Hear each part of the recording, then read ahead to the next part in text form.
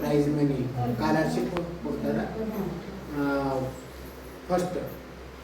ಫಸ್ಟ್ದಾಗೆ 75% ತೆಗಿಬೇಕು.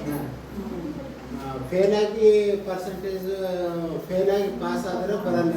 ಒಂದೇ ಸಲ ಪಾಸ್ ಆದರು ಅಂತಂದ್ರೆ 75% ಬಂತು ಅಂತಂದ್ರೆ ಪ್ರೈಸ್ ಮನಿ ಅಂತೇಳಿ ಬರ್ತದೆ. ಮತ್ತು ಪ್ರತಿಭಾವಂತ ವಿದ್ಯಾರ್ಥಿ 6ನೇ ತರಗತಿ ಮಕ್ಕಳು 5ನೇ ಪಾಸಾಗಿ 6ನೇಕ್ಕೆ ಮುರರ್ಜಿ ಹಾಸ್ಟೆಲ್ಗಳು ಇರ್ತಾವೆ. ಅಲ್ಲಿ ಏನದಂತಂದ್ರೆ ನೀವು ಅಡ್ಮಿಷನ್ ಮಾಡಿಸ್ಬೇಕು.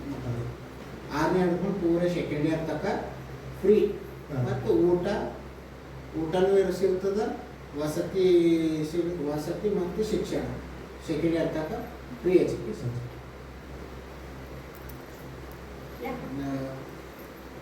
ನಿಮಗೆ ಹೊಲ ಇತ್ತು ಅಂತಂದ್ರೆ ಕೃಷಿ ಇಲಾಖೆಯಿಂದ ಅಗ್ರಿಕಲ್ಚರ್ ಆಫೀಸ್ನಿಂದ ನಿಮ್ಮ ಮಕ್ಕಳಿಗೆ ಅನ್ನೋದು ಅಂತಂದ್ರೆ ಸ್ಕಾಲರ್ಶಿಪ್ ಕೊಡ್ತೀವಿ. ಮತ್ತು ನೀವು ಎಲ್ಲರೂ ಲೇಬರ್ ಅಕೌಂಟ್ ಲೇಬರ್ ಕಾರ್ಡ್ ಮಾಡಿಸ್ಕೊಂಡ್ರೆ ಅವ್ರಿಗೆ ಏನದಂತ ಅದರಲ್ಲಿಂದ ನಿಮ್ಮ ಮಕ್ಕಳಿಗೆ ಏನದಂತಂದ್ರೆ ಸ್ಕಾಲರ್ಶಿಪ್ ಕೊಡ್ತಾರೆ. ಎಲ್ಲರ ಬಳಿ ಆಧಾರ್ ಕಾರ್ಡ್ ಆಯ್ತು, ರೇಷನ್ ಕಾರ್ಡ್ ಆಗಿ, ಆಯುಷ್ಮಾನ್ ಭಾರತ್ ಕಾರ್ಡ್ ಅಂತ ಮಾಡಿಸ್ಕೊಂಡು ಮತ್ತು ಕಾಸ್ಟ್ ಮಾಡ್ಕೋಬೇಕು. ಅವ್ರಿಗೂ ಸವಲತ್ತು ಸಿಗುತ್ತೆ.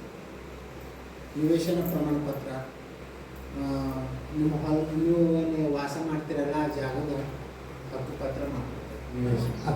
ಯಾವ್ದು ಸವಲತ್ತು ಸಿಗುತ್ತೆ, ಒಂದು ಮನೆ ಲೋನು ಅವೆಲ್ಲ ಮಾಡಿಸ್ಕೊಳಕ್ಕೆ ಅನುಕೂಲ. PM Kisan credit card, Jan Dhan bank account ಅದ ನಿಮ್ಮಲ್ಲಿ ಎಲ್ಲರಿಗೂ. ವಿಮಾ ಪಾಲಿಸಿ ಮಾಡಿಸ್ಕೊಳ್ಳಿ, ಇನ್ಶೂರೆನ್ಸ್ ಮತ್ತು ಪಿಂಚಣಿ ಬರ್ತವೆ.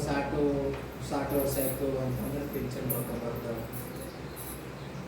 ಇವಾಗ ಅಂಗವಿಕಲರು ಇದ್ದು ಅಂದರೆ ಅಂಗವಿಕಲರು ಹ್ಯಾಂಡಿಕ್ಯಾಪ್ಟ್ ಇದ್ದರಂತ ಅವರಿಗೂ ಪಿಂಚಣಿ ಬರ್ತವೆ.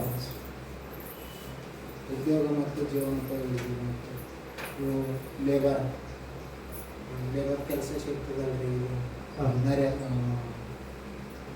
ಉದ್ಯೋಗ ಖಾತ್ರಿ ಪಂಚಾಯತ್ ಸಿಗ್ತದೆ. ಅದು ನಿಮ್ಗೆ ಅನುಕೂಲ ಆಯ್ತದೆ.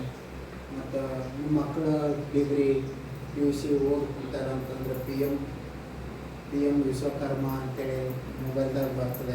ಆ ಥರ ಸರ್ಚ್ ಮಾಡ್ತಾರೆ. ಅವ್ರು ಕೇಳಿ ಡೇಟಿಗೆ ಅಪ್ಲಿಕೇಶನ್ ಹಾಕಿದ್ರು ಅಂದ್ರೆ ಅವ್ರು ಟ್ರೈನಿಂಗ್ ಕೊಟ್ಟು ಬೇರೆ ಕಂಪನಿ ಕಳಿಸ್ತಾರೆ.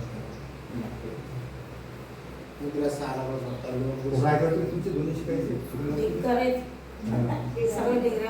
ಅಂಗನವಾಡಿ ಆಫೀಸ್ನಿಂದ